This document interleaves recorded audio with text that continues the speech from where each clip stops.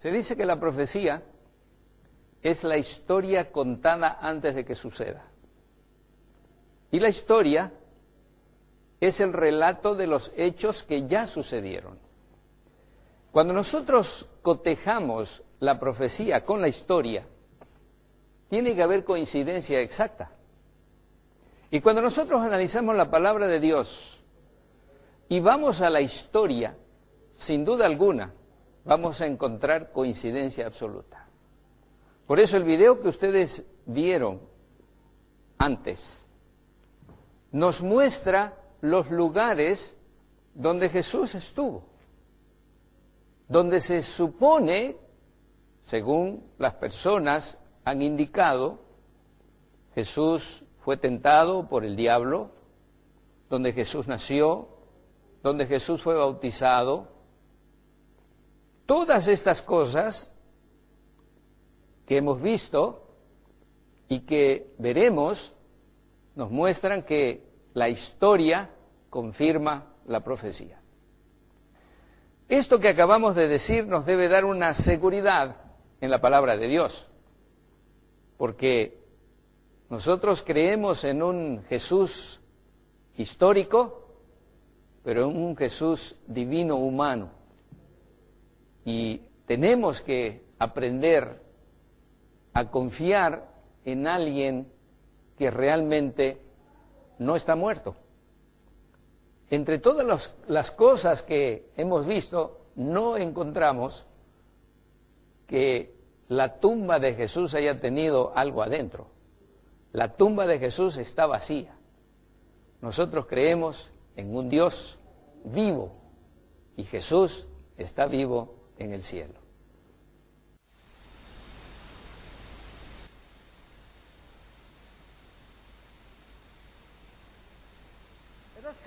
Vamos a la ciudad de Capernaum, la cual es conocida como la ciudad de Jesús. Este aquí es un lugar muy famoso. Y si lo mira, no parece nada. Pero en realidad encima de esto hay un edificio gigante, justo encima. Allí puede ver algunos de los pilares de cemento y el piso de cemento. ¿Y qué es esto? Esta es la casa de Pedro. Esta era la casa de Pedro. Pedro vivió aquí. Y esa era su casa. Y Jesús debió haberse quedado allí muchas veces en esa casa.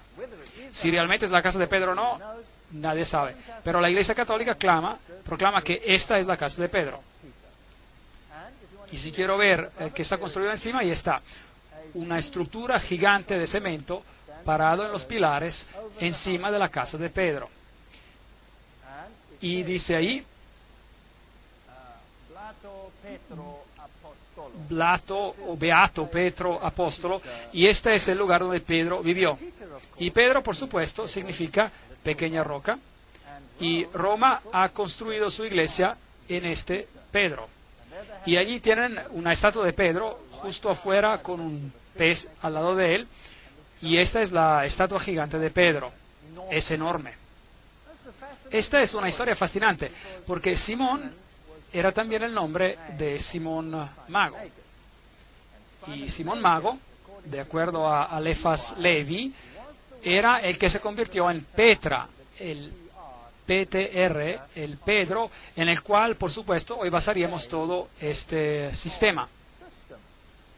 Porque este Simón Mago se convirtió en el hechicero de Nerón. Él era, en otras palabras, el sumo sacerdote, si lo era, de los emperadores romanos. Así que es realmente incierto si están hablando del Pedro, que el Pedro que están honrando acá sea el apóstol. Probablemente sea Simón Mago, el hechicero, el brujo, el ocultista que está siendo honrado. Pero la iglesia construyó este edificio gigante sobre la casa de Pedro. Y a los pies de esta estatua puede ver símbolos de pez y todo eso. Y nos dice que ese es Pedro el apóstol. Y un poquito más allá hay una sinagoga. Entonces, aquí hay un edificio gigante hecho de cemento con una estatua gigante de Pedro, y justo cruzando el camino, esta sinagoga remanente, probablemente la sinagoga donde Jesús más enseñó. Y hay una pequeña placa oxidada que dice, el primer siglo tardío, la sinagoga blanca, la sinagoga de Jesús. ¿Saben ustedes? Si yo construyera un gran edificio cristiano, no lo construiría donde Jesús pasaba la mayoría de su tiempo, porque construirlo sobre una pequeña casa, que es posiblemente la casa de Pedro, si eso no es, no está seguro. Podría ser, porque la descripción de la Biblia dice, cuando salieron de la sinagoga cruzaron a la casa de Pedro. Y esa casa está justo al frente. Es posible. También podría ser la casa al lado, quién sabe. Pero es posible. Ahora, esta es la sinagoga donde Jesús en realidad enseñó. Así, aquí está otro pequeño pueblo, así que Capernaum era un pueblo y el otro era Corazín. Y esto es lo que queda de Corazín, no mucho. Algunas ruinas están aquí. Esas son las ciudades que Jesús maldijo. Y Jesús dijo que si los milagros que se hicieron en ti se hubieran hecho en Sidón, en Sodoma o Gomorra, ellas hubieran aceptado el mensaje. Pero ustedes han tenido amplia oportunidad, dijo Jesús. Jesús caminó por medio de esas ciudades y ni una persona permaneció enferma en esas ciudades. Y a pesar, no lo aceptaron. Aquí hay un famoso lugar santo. Ese es el lugar de las bienaventuranzas. Y cuando entras ahí, es mejor que estés apropiadamente vestido. Esta es la iglesia de las bienaventuranzas, un lugar muy famoso. Y el Papa Juan Pablo II ha estado ahí, por supuesto, 2 veces. Y ese es el conclave. Y ese es el campo. Ese es el campo donde probablemente Jesús predicó su primer sermón. Ese es un sermón muy impresionante. Ese es el más intricado, el sermón más sublime que jamás se haya predicado al ser humano. Y muchas personas citan equivocadamente ese sermón a unos extremos terribles. Las bienaventuranzas, Mateo 5, 3 a 10, Jesús empieza diciendo, bienaventurados los pobres. La palabra por bienaventurados es Macarios, el cual significa una bendición celestial, una bendición que solo puede venir de una fuente divina, una bendición enorme. Y la palabra usada para los pobres es ptojos, en griego, que significa pobreza absoluta. Nada más que pobreza absoluta. Ni 2 monedas juntas. Y Jesús empieza su sermón y los judíos sentados allí en millares esperando que Él se anuncie ser el Mesías y decir, soy el Mesías, ustedes son el pueblo escogido de Dios. He venido a librarlos del yugo de Roma. Se levantarán y serán los más grandes en el cielo. Eso es lo que estaban esperando.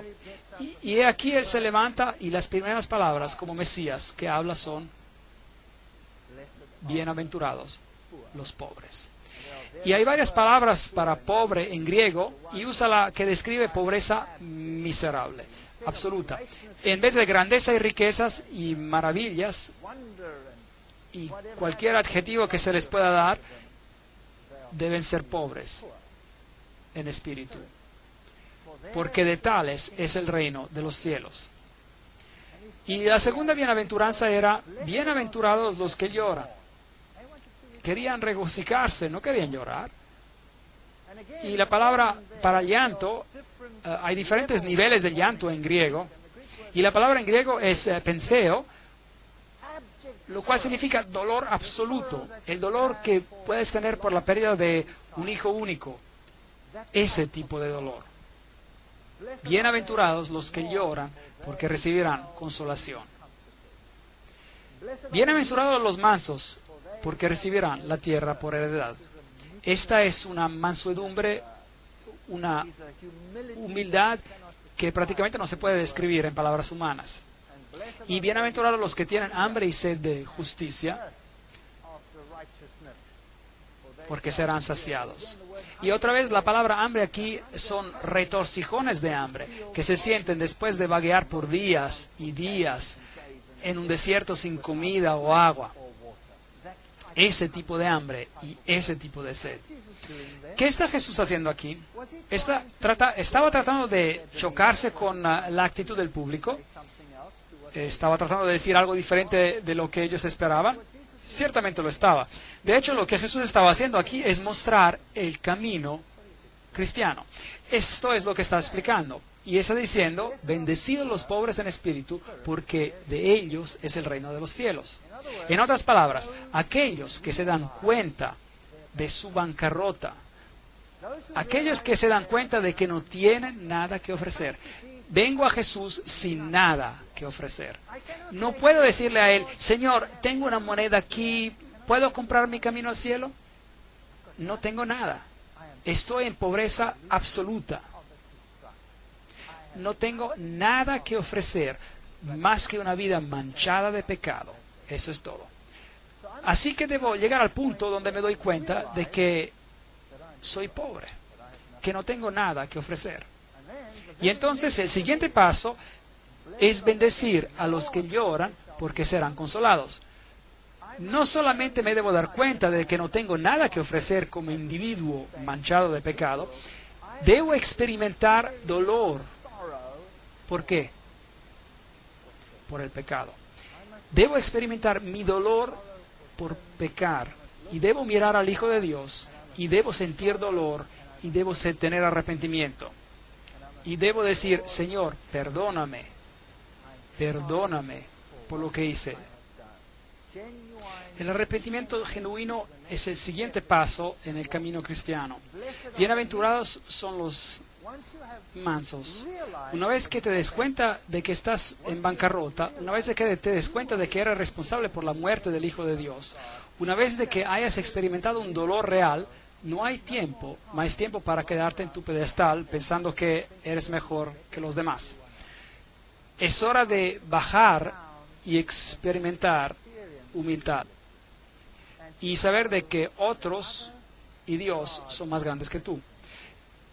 Es un camino muy difícil para el ser humano de viajar. Es lo contrario a cada emoción humana. Bienaventurados los que tienen hambre y sed de justicia, porque serán saciados.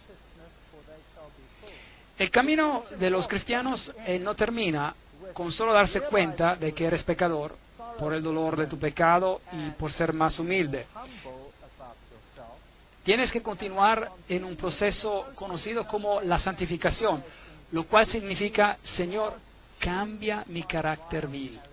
Pablo dice, debo crucificar el hombre viejo cada día y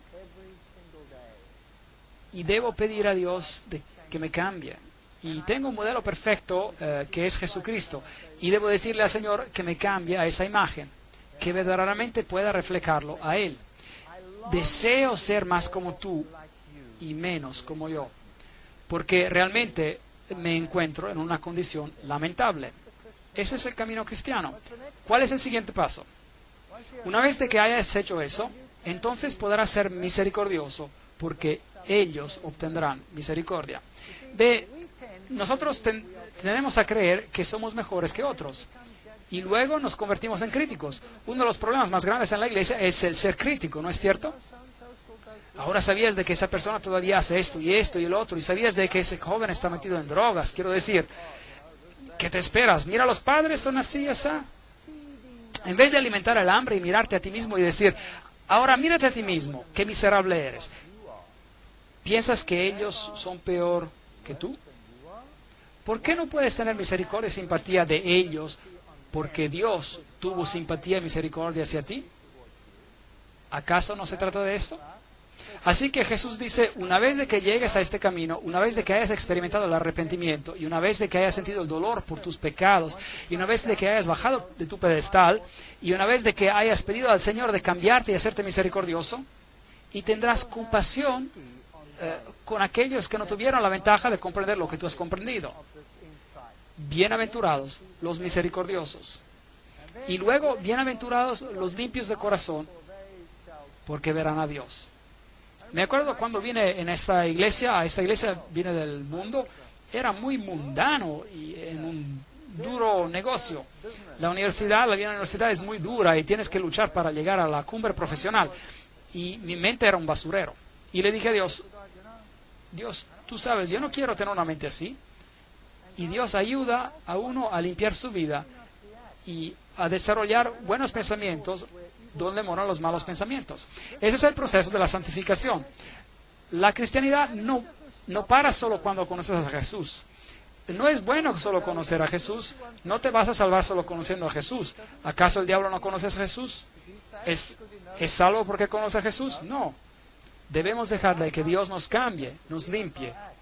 nuestras acciones. Bienaventurados los pacificadores, porque serán llamados hijos de Dios. Ven, una vez de que hayan pasado por toda esta serie de crecimiento, devienen pacificadores. Ahora, ¿quién es un pacificador? Un pacificador es alguien que tiene la paz de Dios en su corazón. Mucha paz tienen los que aman tu ley, dice en Salmos 119, 165. Ese es un pedazo, que es un pedazo del cielo. Y siempre me maravilla cuando los políticos toman esta bienaventuranza en particular y la aplican a ellos mismos y se dan grandes recompensas sin haber pasado por los pasos previos en la experiencia cristiana. Esa persona no es un pacificador. Un pacificador es alguien que ha hecho las paces con Dios. Ese es un pacificador. Y bienaventurados los que padecen persecución. ¿No es increíble? Por causa de la justicia, porque de ellos es el reino de Dios. ¿Cuál es la última cosa que el Señor menciona aquí? ¿Cuál es la última bienaventuranza? Benditos los que padecen persecución. En otras palabras, si pasas por este proceso, si sientes dolor por el pecado, si pides perdón, y si dejas que el Señor cambie tu corazón, y si estás dispuesto a bajar de tu pedestal, y si quieres la paz de Dios en tu corazón, serás una irritación para el mundo. Y ellos te perseguirán. Es una garantía. Y ese es el proceso del camino cristiano. Totalmente opuesto a lo que es el ser humano, a lo que el ser humano quiere en este mundo hoy en día. Las lecciones que Jesús enseñó en el lago de Galilea son absolutamente las más fundamentales que el ser humano necesita. Necesitamos tomar nuestra Biblia y necesitamos estar alertos. Si tiene una Biblia que está marcada en rojo donde Jesús habla, necesita estar alerto. Debe leer esto cuidadosamente. Lo leemos como historias, pero debemos leerlo con cuidado porque es Dios quien está hablando directamente a nosotros. Cada palabra es un talento de Dios. Cada palabra, hasta los pero y los más, estarán en un lugar correcto por razones particulares. Así que necesitamos tomar atención a lo que Jesús enseñó. Aquí un típico barco en el lago de Galilea, pequeños pueblos alrededor, no ha cambiado mucho. Ese es un barco que encontraron después de una tremenda sequía. Aparentemente es un barco exactamente como en los tiempos de Jesús. Así que ese tipo de barco era en el que Jesús hubiera estado con Pedro y sus discípulos cuando les enseñó la gran lección. Tomen sus Biblias otra vez y lean las palabras de Jesús diciéndose a sí mismos, este es Dios que me está hablando. Hay poder en esa palabra. Aquí está la tumba de Lázaro. Aquí es donde Lázaro se echó.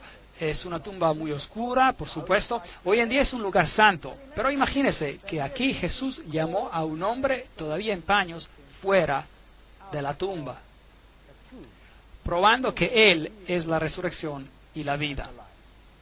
Y Él hizo esto justo antes de ir a Jerusalén, en el acto final de la obra de su vida. Y mientras se acercaba a Jerusalén, puede imaginarse lo que pasaba por su mente. Esta es la ciudad de Jerusalén y las varias puertas de la ciudad antigua todavía están ahí. Y mientras baja esta colina, construyeron aquí una pequeña iglesia de las lágrimas, se llama. Está construida como una gota de lágrimas. Y si entra en la iglesia de las lágrimas, tiene esta pequeña luz encima. Y hay una ilustración de la gallina con la representación de la madre juntando a sus polluelos, porque Jesús dijo, Jerusalén, Jerusalén, ¿cuántas veces he querido juntarte como una madre gallina junta a sus polluelos, pero no quisiste? Las palabras famosas de Jesús, Jerusalén, Jerusalén, que matas a tus profetas y los apedreas a los que te mando. ¿Cuántas veces he juntado a tus hijos como la gallina junta sus polluelos bajo sus alas y no quisiste? Nada ha cambiado, el mundo es exactamente lo mismo, y en el sitio donde estaba el templo, hoy está la mezquita de la roca. Es interesante aquí algo de la arquitectura. Esta aquí es la puerta hacia Damasco. Ahora, los arqueólogos nos harían creer que el muro no es hoy en día donde estaba en los tiempos antiguos. Esto es muy importante, porque los católicos tienen el Gólgota dentro de los muros. Y la Biblia dice que Jesús fue crucificado ¿dónde? afuera de los muros. Ahora, eso es muy importante. ¿Dónde fue Jesús crucificado? ¿En el Gólgota católico o en el otro Gólgota fuera de la ciudad? Ahora, aquí hay una nueva puerta encima, y lo que pasó fue que aquí una tubería se reventó, y los judíos tuvieron que cavar para bloquear la salida del líquido, y a medida de que cavaban, descubrieron esta puerta, la puerta de Damasco. Y lo puede ver, está justo abajo y al frente de la nueva puerta. Así que obviamente el muro debe haber estado en el mismo lugar, ¿verdad? Así que esto es muy interesante. El muro estaba en el mismo lugar. Mientras entra a este lugar, esta es la puerta de Damasco, y estas deben ser las piedras donde Jesús incluso caminó y donde Pablo caminó. Así que si usted camina ahí, está de hecho caminando en el mismo lugar donde Jesús caminó. Aquí están las puertas de Hulda. Son puertas fascinantes, las dos puertas del sur, conocidas como las puertas de Hulda, y ya no existían básicamente hasta recientemente, fueron construidas en el periodo del Segundo Templo, eso es decir, el primer siglo. No me gusta ese BCE, antes de la era común, hasta el primer siglo, es decir, CE ponen ahí, era común. Bueno, nosotros vamos a hablar el primer siglo antes de Cristo y el primer siglo después de Cristo. Las puertas proveían acceso a los túneles que conducían al cercado del templo, y las puertas de Hulda eran usadas a menudo por Jesús. Y todavía están cerradas hoy, y ahora son parte de los muros y la nueva construcción. Así que Jesús seguramente caminó por estas escaleras también. Aquí hay un hombre interesante, es una ilustración bonita, así que tenía su burro ahí y pensé que era una ilustración bonita, así que la tomé y seguí caminando. El error más grande que se puede cometer. Este pequeño hombre saltó a mis espaldas, me sacudió como un trapo para ver si algo caía de mis bolsillos, así que finalmente lo recompensé por su esfuerzo. Y luego mi amigo vino corriendo y lo vio, y pensó que sería una fotografía grandiosa. Y me paré ahí y sonreí. Y mientras tomó la fotografía, hizo lo mismo que yo. Y la siguiente cosa que ocurrió, este hombre estaba golpeándolo en la espalda y sacudiéndolo como un trapo. Y me preguntó después, oye, ¿por qué no me dijiste? Y le dije, bueno, quería ver el espectáculo y no tenía por qué decirte. Eso es lo que venden allí en las calles de Jerusalén. Ese es un vendedor de algarrobo. Tiene una jarra grande en la espalda con un jugo de algarrobo, y cuando se agacha puedes tomar uno de esos vasos y tomar de ellos. Y ese es el sector judío, muy diferente. Y un moledor viejo ahí, tiendas, pequeños niños judíos, muchas contiendas en este país. Esta es la vieja ciudad de David. Aquí es donde cortaron a Isaías, el profeta, en dos. ¿Puede imaginar cerrando a alguien vivo en dos? ¡Qué gente más cruel! Esta es la iglesia o la construcción que fue construida sobre lo que es el gran cenáculo de la última cena, como ellos dicen. Y este aquí es el Getsemaní. Y si va a Getsemaní, tiene que escoger cuál, porque hay dos. Este de aquí es el Getsemaní ortodoxo. Construyeron esta iglesia ortodoxa gigante encima de él. Y justo al lado, un poquito más alejado, está el Getsemaní católico. Afuera, donde hay árboles gigantes de olivo, en el Monte de los Olivos, donde Jesús fue a orar. Y ellos dicen que estos árboles son los descendientes de los olivos que Jesús vio cuando él fue a orar.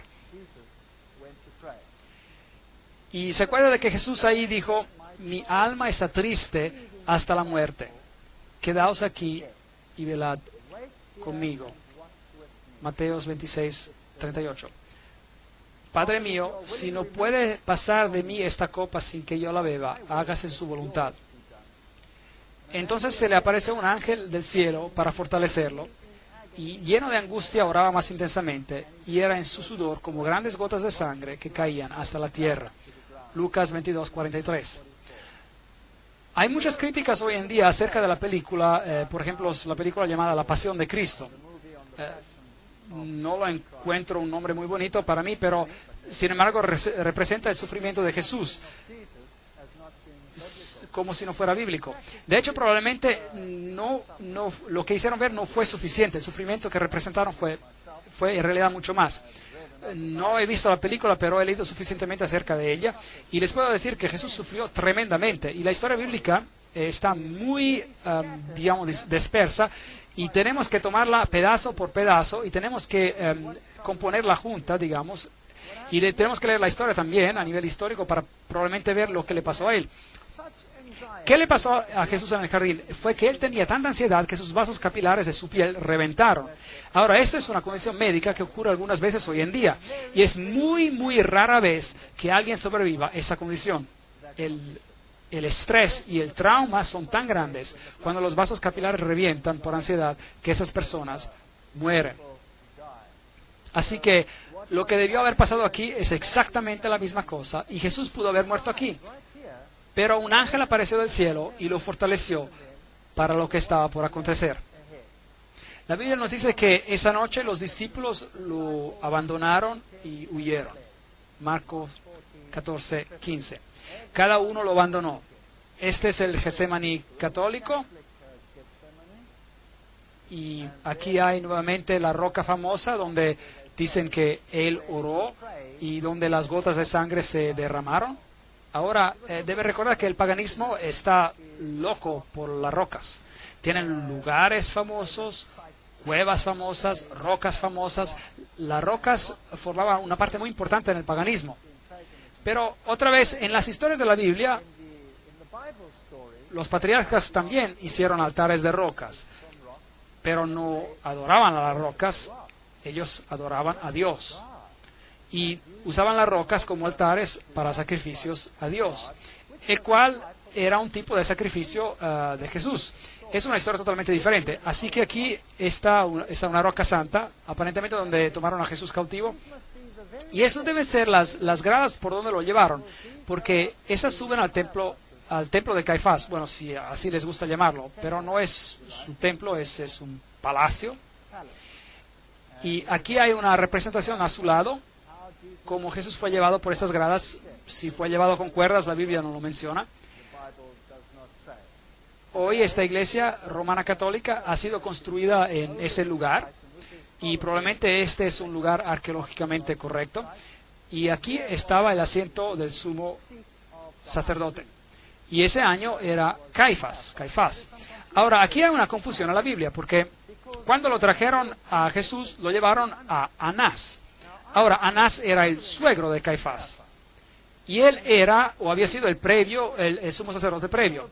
Y como la nómina de los sumos sacerdotes se quedaba en la familia, el sumo sacerdote del previo año, el más viejo, era todavía honrado como el sumo sacerdote, aunque él no estaba ya como sumo sacerdote. Así que por eso la Biblia es muchas veces criticada por sus descripciones, pero su descripción está correcta.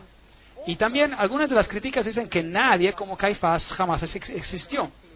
Bueno, finalmente encontraron su mismo sarcófago con el nombre de Caifás, el sumo sacerdote. Así que esto es histórico también. Entonces, si miramos a los juicios de Jesús, la Biblia de hecho menciona 7 juicios de Jesús, lo cual es fascinante porque el número 7 es el número de Dios. Y uno no se puede dar cuenta casualmente al leer los evangelios. Tiene que leer los 4 evangelios y tiene que asociar los acontecimientos en los evangelios muy cuidadosamente, porque no todos los juicios de Jesús se mencionan en todos los evangelios. Algunos evangelios se concentran en Pilato, otros evangelios se concentran en el juicio de Herodes. Jesús fue primero llevado a Anás, y allí tuvieron un juicio delante de Anás.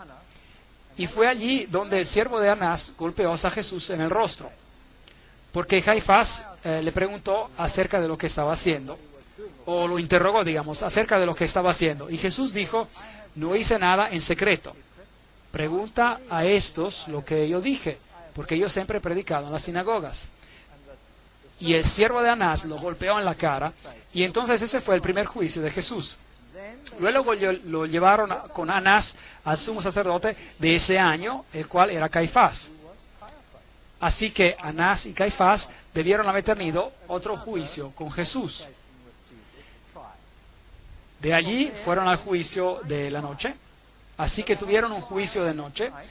Y la Biblia nos dice que Jesús fue bajado a un hoyo. Proféticamente en el libro de Salmos se menciona. Y luego tuvieron un juicio en la mañana, porque de acuerdo con su ley era ilegal tener un juicio de noche y tenían que tenerlo cuando el sol levantaba. Así que hubo un juicio con Anás, un juicio con Caifás y Anás, y hubo un juicio de noche con parte del Sanedrín, y juntaron después todo el Sanedrín y tuvieron un juicio en la mañana. y encontraron a Jesús culpable y luego lo llevaron a Pilato. Y Pilato lo examinó, pero Pilato no quiso decidir por él mismo. Así que lo mandó a Herodes. Y Herodes tuvo un juicio y tampoco quiso hacerlo él solo. Así que lo mandaron de vuelta a Pilato. Y hubo un juicio final cuando Jesús fue puesto en las manos de los judíos para crucificarlo. 7 juicios en total. Así que ese es el primer lugar donde Jesús estuvo. Hoy, por supuesto, es un lugar famoso donde Pedro nuevamente se honra. Y María, la ilustración de una diosa, de hecho. Un camino a la capilla del pesebre, la capilla del bendito sacramento, el patio, las santas gradas, el hoyo sagrado. Allá abajo era donde los prisioneros se encarcelaban cuando había un juicio de noche. Y aquí están los huecos de las rocas. Entonces normalmente lo que pasaba es que sus brazos estaban puestos aquí y las manos pasaban por aquí encima y la otra por aquí y luego lo ataban por aquí. Y allí colgaba con su frente mirando al frente. Así, ahora, si los judíos encontraban a alguien culpable, tenían el derecho de poner un castigo. Pero el castigo capital, digamos, la pena capital, estaba bajo la ley romana y no se les permitía condenar a alguien a muerte. Tenían que conseguir permiso de los romanos y entonces había una ley romana. Pero sí se les permitía dar castigos. Si encontraban a alguien culpable, podían darle 13 latigazos a un lado y 13 latigazos al frente.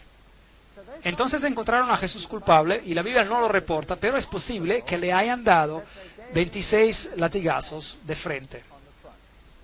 Es posible, aunque la Biblia no lo menciona. Y aquí hay un hoyo donde bajarían a una persona y los bajaban desnudos. Y aquí están unas cruces bizantinas que en las paredes de aquí, mostrando que los primeros cristianos reconocieron a esto como un lugar. Y se bajaría la persona en este hoyo y, en otras palabras, te bajarían y luego estarías en este calabozo en la oscuridad total. Y Salmos nos dice que me bajaron en el hoyo y así que esto debió ser lo que pasó a Jesús mientras esperaba ahí a través de la noche por el juicio de la mañana para ser convocado. Hoy puede entrar al hoyo por aquí y puede observarlo. Entonces de ahí después hubo el juicio de la mañana. Y después él fue llevado a Pilato, donde fue puesto en esta prisión, mientras esperaba por el juicio. Y así es como se ve aquí abajo. Y luego fue encontrado inocente. Inocente por Pilato. Pilato no quiso sentenciarlo a muerte. Así que lo envió a Herodes, se burlaron de él, le dieron su capa. La Biblia dice que le rasgaron su barba, lo golpearon en la cara, le decían que profetizara quienes los estaban golpeando, y él fue muy maltratado en esa ocasión. Ese es el piso donde Pilato finalmente lo sentenció. Aquí se pueden ver los juegos romanos en el suelo, y aquí es donde Pilato dijo las famosas palabras, ecce homo, miren al hombre. Y él estaba allí con una corona de espinas en su cabeza y había sido golpeado. De hecho, Pilato, la Biblia dice en su primer juicio que con Pilato lo habían golpeado para ganar la simpatía de los judíos. Esa es una cosa muy cobarde de hacer. Ahora, los látigos romanos consistían en 40 látigos menos 1. Entonces lo ataron a un pilar y luego lo golpearon con 40 látigos menos 1. Y el látigo que usaron tenía un número de cuerdas y tenía pedazos de piedra o de metal al cabo de ellas. Y de hecho, muchas de las personas quienes eran sentenciadas a esos latigazos morían de los latigazos, solo a causa de los látigos, porque los látigos penetraban y abrían la piel, rasgaban la carne abierta, y la historia nos dice que las personas que fueron golpeadas con esos látigos, a veces sus entrañas les colgaban, solo a causa de los latigazos. Así que ese era un tremendo castigo. Y luego, por supuesto, otra posibilidad es que lo latigaron 2 veces.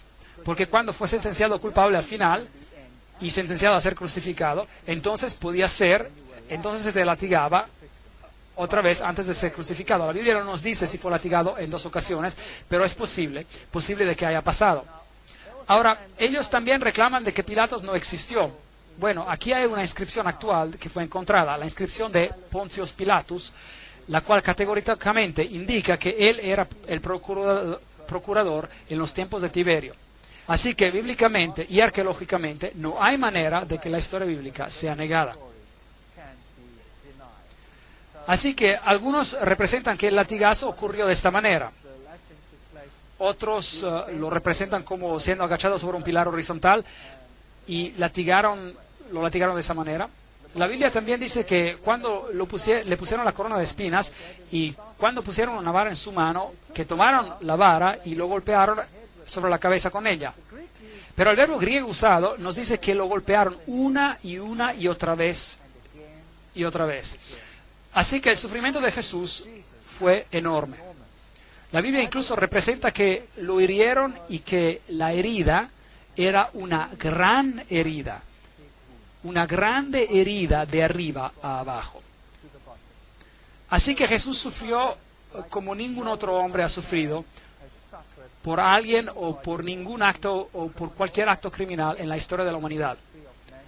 Y si Dios no hubiera mandado a un ángel para fortalecerlo, no lo hubiera logrado. Y por eso, cuando Él estaba en esa cruz, todavía perdonó a los que ejecutaban la sentencia. ¿Y por qué? La razón por la cual Él murió tan rápidamente, mientras otros que colgaban ahí por más tiempo se les tuvo que quebrar sus piernas. Porque esa era la manera que ellos tenían de asegurarse de que se quedaran esas personas en la cruz y no se bajaran.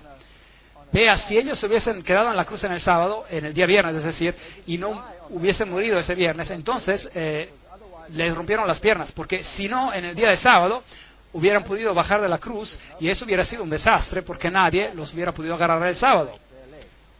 Así que una historia horrible en esos tiempos antiguos. Y luego dice la Biblia, lo llevaron a Golgotá. Y ahora esa es la calle famosa, la Vía Dolorosa, donde debió haber pasado. Y de acuerdo con la Biblia, él fue llevado afuera de la ciudad. Y eso significa que él debió haber bajado por esta calle y salió afuera de esta puerta que se llamaba la salida de las ovejas. Y debió haber subido allí. Y eso tendría sentido, porque la puerta de las ovejas es donde los sacrificios se llevaban afuera de la ciudad para ser quemados. Si usted tiene la opinión católica, bueno, entonces él debió haber subido las gradas para entrar al Gólgota.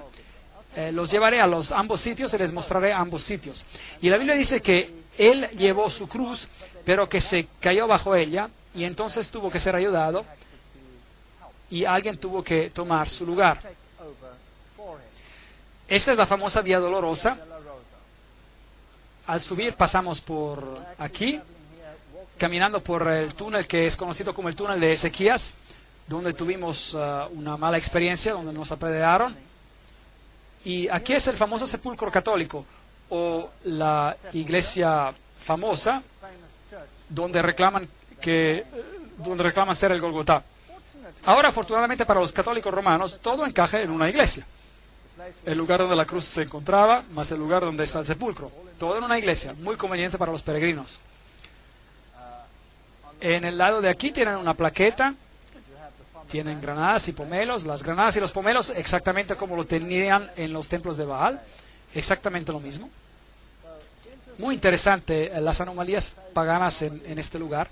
Cuando entra a esta Gólgota católica tiene varias urnas colgando con las sales santas. Tiene de nuevo la famosa piedra. Aquí está un hombre besando esta piedra. Esta piedra de aquí es donde ellos aparentemente dejaron el cuerpo después de que lo bajaron de la cruz. Y aquí está el famoso sepulcro donde se entra.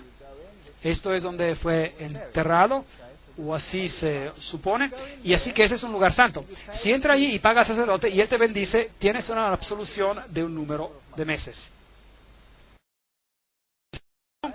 Un lugar muy pequeñito, y la Biblia dice que había una piedra gigante rodada enfrente del lugar. Aquí, este lugar es muy pequeñito, en una iglesia que dicen ser el sepulcro. Así es como se ve. Y uno se da la vuelta y tiene una idea del tamaño. Y si mira las velas ahí, son bien pequeñas. Eso es todo. Es todo lo que uno puede ver y se puede mover alrededor. Y si sube las gradas a la iglesia, entonces se llega a un lugar donde las personas están bien reverentes. Y allí es donde el Gólgota estaba. Y tiene todas esas estatuas de Jesús y María y las mujeres alrededor y mucho oro, plata y brillo. Y hay un lugar justo allá donde se encontraba la cruz. Ahora, hay una Gólgota ortodoxa también, que no está muy lejos de ahí, y uno puede, aparentemente en la misma iglesia, y uno puede poner su dinero o a un lado o al otro, se puede escoger. Y si entra en ese lugar, entonces tendrá una bendición especial.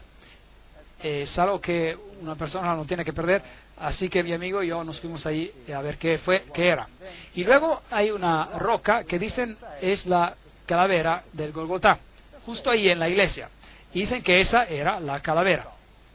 Así que esa es la famosa Gólgota católica romana que tiene la mayoría de los peregrinos en el mundo. Y si sale de la Puerta de las Ovejas, la cual hoy día se llama la Puerta del León, en los tiempos antiguos se llamaba la Puerta de las Ovejas, y sale afuera, y recuerda que el muro es aproximadamente donde estuvo en los tiempos antiguos, según la arqueología. Entonces tiene un problema si se encuentra en el Gólgota católico, porque está dentro de la ciudad. La Biblia dice que Él fue crucificado afuera de la ciudad. La salvación es para cada uno. No es solo para los pocos selectos en la ciudad. Y es por eso que cuando usted sale puede ver a esta roca gigante que todavía hoy en día tiene el rostro de una calavera y se ve por ahí. Y encima hay un cementerio musulmán hoy día y se llama el lugar de la calavera. Y de hecho esto es una calavera. Esto era una cantera. Fascinante. Entonces, era una cantera donde Salomón tenía las piedras excavadas para el templo. Fascinante. Así que, en hecho, todo este valle y es parte de una montaña que continúa hacia arriba, desde la izquierda y a la derecha, y finalmente formó el monte en el cual estaba el templo. Y es interesante que este es el lugar donde Abraham probablemente simuló el tipo de muerte del Hijo de Dios, es decir, por medio del sacrificio que él quiso hacer de Isaac, su hijo. Pero Dios dijo, no tienes que proveer por tu hijo, yo proveeré el mío. Y este es, de hecho, la misma cumbre. Qué fascinante. Así que esto tendría sentido que Jesús murió encima de esta colina. Dios es amor. Porque de tal manera Dios amó al mundo que dio su Hijo unigénito para que todos los que crean no se pierdan, mas tengan vida eterna. Juan 3:16. Afuera, muy cerca, justo a la base de esa colina, hay una tumba con un jardín. Y luego tomaron el cuerpo de Jesús y lo envolvieron en lino, vistieron con especias de la manera como los judíos se sepultaban, y cerca del lugar donde fue crucificado había un jardín, y en el jardín había un nuevo sepulcro donde nunca se había enterrado a nadie. Es lo que la Biblia dice. Así que es totalmente diferente del lugar que está dentro de la ciudad. Así que hay un jardín afuera de la ciudad, todavía hoy en día es un jardín hermoso, y ahora un jardín en la Biblia actualmente significa una finca, y aquí era un viñedo, y aquí todavía hay un viejo lagar para la uva, así que eso tiene sentido. Y ahí hay un viejo lagar para la uva, y es un hermoso jardín hoy. Y después de cavar para construir edificios, encontraron este lugar. Y mirar y contemplar que aquí había algunas tumbas. Y enfrente de la tumba, así pueden ver, hay un pequeño muro. Y en ese pequeño muro, en el cual era como un surco, pusieron una gran piedra redonda que pudieran haber rodado enfrente de esa tumba. Y si mira hacia abajo, tendrá que mirar adentro de la tumba y mirar al otro lado. Y hay una tumba que ha sido excavada un poco, digamos, parcialmente. Así que todavía no se había terminado. La Biblia dice que la tumba no estaba terminada. Nadie había sido todavía enterrado ahí. Y la Biblia dice también que los discípulos se agacharon para ver qué había dentro. Entonces ellos podrían haber mirado por aquí, pasando ese pilar, y hubieran visto a esa tumba por ahí. Y se habían dado cuenta que estaba vacía. Entonces, esto encaja perfectamente con la descripción bíblica. También en ese jardín tienen esa hierba que crece por aquí, de donde hacen una droga para poder anestesiar. Y esa es la que mezclaron con vino y anestesiaban a cualquiera que estaba en la cruz. Pero Jesús rechazó tomarla. Y ese es un pastor metodista que administraba este lugar. Aquí una piedra típica. Esta es la tumba de Herodes, una de las tumbas más intactas de este tipo que existen hoy. La de Jesús probablemente era así. Así que aquí probablemente está el lugar del jardín de la tumba. Hay un pequeño surco y en el frente donde hubiera estado una gran piedra redonda que tuvo que haber sido removida. Esto tiene mucho más sentido para mí que el otro Gólgota adentro. Bueno, adentro se ve así y por supuesto las personas creen que es un lugar santo, así que vienen aquí para orar y ser reverentes, lo cual está bien, claro, pero aquí dice, Él no está aquí, ha resucitado. Y eso para mí es el punto crucial del problema. Él no está aquí, ha resucitado. A mi Dios, yo no tengo que ir a buscarlo en un lugar santo o entrar en algún hueco. Él ha resucitado. Puedo hablar con Él aquí mismo. Puedo hablar con Él donde quiera que yo esté. Porque Él me puede oír. Porque Él es la resurrección y la vida. El que cree en mí, aunque esté muerto, vivirá. Juan 11:25. Porque por gracia sois salvos por medio de la fe. Efesios 2, versículo 8. ¿Sabe? Una religión basada en una forma y formalidad es tan vacía una vez de que uno ha sentido y experimentado Jesucristo. Aquí está el Monte de los Olivos, la capilla de la Ascensión, pequeña capilla, y aparentemente ese es el lugar donde Jesús ascendió al cielo. Esta de aquí es la famosa puerta de oro. Está enladrillada y bloqueada, y del otro lado hay unas gradas que conducen al templo del monte, y hoy en día hay la mezquita de la roca, y aquí se encuentran las tumbas de los más ricos del mundo musulmán. Y ellos creen que cuando Jesús retorne, Él vendrá aquí, y la puerta de oro se abrirá. Bueno, no es Jesús para ellos, es el Imam Mahdi, el Mesías. Para los judíos es el Mesías y para los cristianos es el regreso de Jesús. Y esta puerta se abrirá y, de hecho, el hecho de que se encuentran ahí, pues, porque tenían mucho dinero, comprar esta tumba en particular, ellos resucitarán primero y serán los primeros a entrar en este lugar. Bueno y conveniente, pues. ¿Piensan que funcionará así? Lo dudo. Porque si hubieran estudiado las bienaventuranzas, hubieran conocido lo que es necesario para ver a Jesús. Necesitamos sentir pena por nuestros pecados, tenemos que arrepentirnos, tenemos que lamentar y tenemos que pedir a Jesús que nos cambie, tenemos que volver en armonía con Él y a sus principios, y luego no necesitamos esa puerta, tenemos otra puerta. Es una puerta que tiene perlas en ellas y es una Jerusalén celestial que fue construida por Dios. No sé si habrá muchos una primera resurrección aquí, pero no quiero juzgar esto es para Dios de juzgar, pero aquí todos ellos están esperando por su reino terrenal. Yo no estoy esperando por un reino terrenal, yo estoy esperando por una Jerusalén celestial, a pesar de lo interesante que esta Jerusalén sea aquí. Esta es la mezquita de la roca, este es el lugar donde un templo se construirá. Si estás adentro, nuevamente hay una piedra, es donde Mohammed subió. Pero el paganismo y la verdad están muy lejos el uno del otro. Esa es la Jerusalén de noche y esta es la famosa casa quemada. Esto es lo que queda de ella. En los años 70 después de Cristo, los romanos vinieron y destruyeron a Jerusalén y la quemaron. Y ese es un símbolo de la destrucción que tendrá este mundo cuando Dios retorne. Podemos ser parte de la casa quemada o podemos ser parte del reino de Dios. Esa es nuestra decisión. Y la única solución para eso es: aquel que tiene el Hijo tiene vida. Y aquel que no tiene el Hijo de Dios no tiene vida. Estas cosas he escrito en ti. Creed en el nombre del Hijo de Dios y sabrás que tendrás vida eterna. 1 Juan 5, 12 a 13. Así que esta es nuestra decisión hoy. Podemos entretenernos con todas las cosas de este mundo y podemos hacer los lugares santos más importantes que Dios, o podemos desarrollar una relación. Pero el precio es el yo. Tendremos que renunciar al yo, a nosotros mismos, y a pedir a Dios que nos dé su carácter.